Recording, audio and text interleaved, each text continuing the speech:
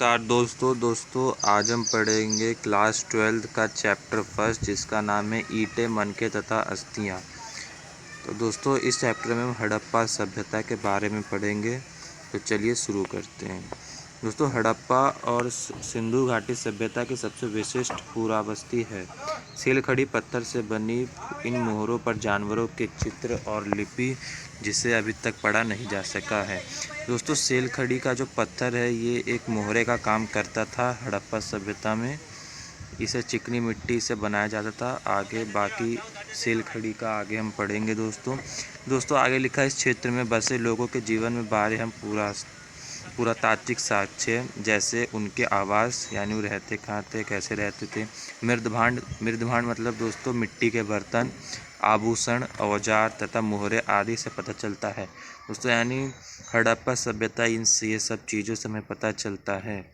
दोस्तों अगला टॉपिक है शर्तें, स्थान और समय। तो हड़प्पा शब्द है जो सभ्यता की पहचान की जगह से लिया गया है। हड़प्पा सभ्यता की सिंधु घाटी सभ्यता भी कहते हैं।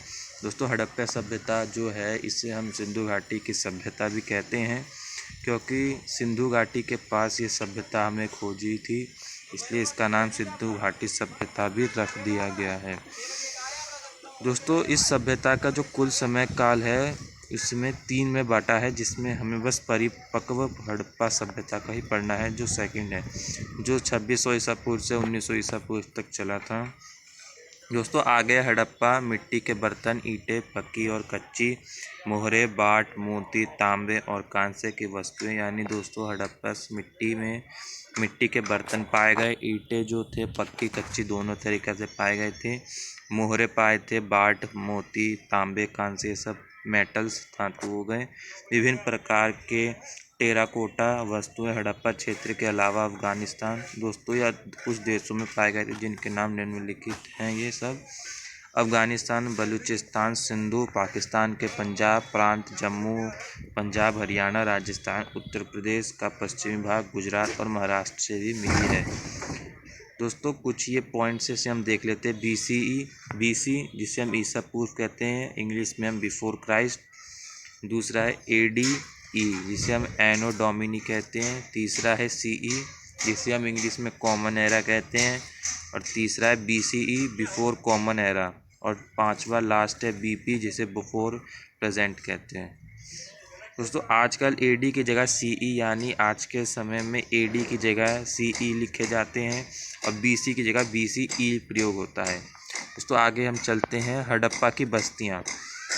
भारतीय उपमहाद्वीप में 2000 से अधिक हड़प्पा पुरातात्विक स्थल खोजे जा चुके हैं। यानी दोस्तों हड़प्पा बस्ती इतनी बड़ी थी जिसमें अभी तक 2000 स्थल हमने खोज लिए हैं, जिनमें अधिकांश सिंधु और सरस्वती नदी घाटी के बीच आती है, जिसमें सिंधु नदी और सरस्वती नदी के बीच में आती हैं। सब 5 प्रमुख हो जाती हैं इसमें, राखीगढ़ी, मोहनजोदड़ो, हड़प्पा, धोलावीरा और गनवेरीवाला शहर की पहचान की गई है। यानी 5 ये कुछ मुख्य शहर थे जिन्होंने खोज की है। अगला दोस्तों आरंभ। हड़प्पा सभ्यता का आरंभ कैसे हुआ था। विकसित हड़प्पा से पहले मातृभांड शैली की संस्कृतियां अस्तित्व में थी, जिनके कृषि, पशुपालन तथा शिल्पकारी। यानी दोस्तों यहाँ के लोग कृषि करते थे, पशुपालन करते थे। शिल्पकारी मतलब हम आपको आगे की क्लास में बताएंगे। बस्तियाँ छोटी होती थी। यहाँ की जो बस्तियाँ होती हैं दोस्तों ये बहुत छोटी होती थी। लगभग 7000 ईसा पूर्व कृषक समुदाय से हड़प्पा संस्कृति का उद्भव हुआ। नेक्स्ट टॉपिक है निर्वाह के तरीके। हड़प्पा स्थलों से गेहूँ, जौ, दाल, सफ़ेद चना और तिल के दाने मिले हैं। यानी दोस्तों हड़प्पा सभ्यता में जो हमारे इतिहासकार ने ढूंढा था उनको गेहूँ, दाल, चावल ये सब मिले थे उन्हें, जो गुजरात के स्थान पे मिले थे। चावल के दाने कब मिले। वहाँ पे दोस्तों भेड़, बकरी, भैंस, सुअर की हड्डियाँ यानी सब पालतू जानवरों की हड्डियाँ हमें प्रजाति वहाँ मिली थी और मछली तथा पक्षियों की हड्डियाँ भी मिली। यानी वहाँ पे पालतू जानवर भी रहा करते थे। दोस्तों अगला है कृषि प्रौद्योगिकी। हड़प्पा सभ्यता के लोग कृषि कैसे करते थे। मोहरों पर मृण मूर्ति के रेखांकन के आधार पर पुरातत्ववाद मानते हैं कि खेत जोतने के लिए बैलों का प्रयोग होता था। यानी दोस्तों वहाँ के इतिहासकार का ये मानना है कि कृषि के लिए वहाँ पे बैलों का प्रयोग होता था खेत के जोताई के लिए। चोरिस्तान के कई स्थानों पर बनावली हरियाणा से मिट्टी के हल प्रतिरूप मिले हैं। यानी दोस्तों चोरिस्तान और बनावली जिसे हम हरियाणा कहते हैं वहाँ से मिट्टी के हल हमें मिले हैं। कालीबंगन जो आज का राजस्थान है उसमें जुते हुए खेत के साक्ष्य मिले हैं। तीसरा पॉइंट है दोस्तों, हड़प्पा स्थल के अर्ध शुष्क क्षेत्र यानी बहुत ज़्यादा गर्म वाले क्षेत्र में सिंचाई की आवश्यकता पड़ती होगी। सोतोगोई अफगानिस्तान है जो नहरों के कुछ अवशेष मिले हैं।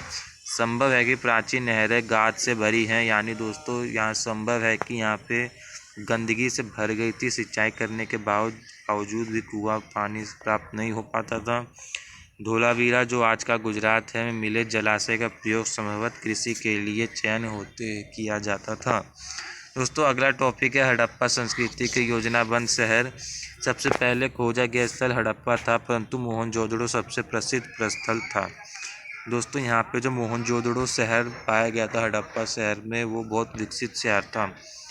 ये बस्ती थे जो हड़प्पा सभ्यता में दोस्तों दो में विभाजित है। छोटा ऊंचा पश्चिमी भाग जिसे दुर्ग कहते हैं और बड़ा निचला से निचला शहर कहते हैं। यहाँ की संरचनाएं कच्ची ईंटों के चबूतरे पर बनी थी। यानी दोस्तों इनका जो संरचनाएं हैं ये कच्ची ईंटों से बने थे बाउंड्री, और दुर्ग की दीवारों से घेरा गया था। और निचला भाग में है, इस शहर को भी दीवार से घेरा गया था, इसे भी दीवार से घेरा था।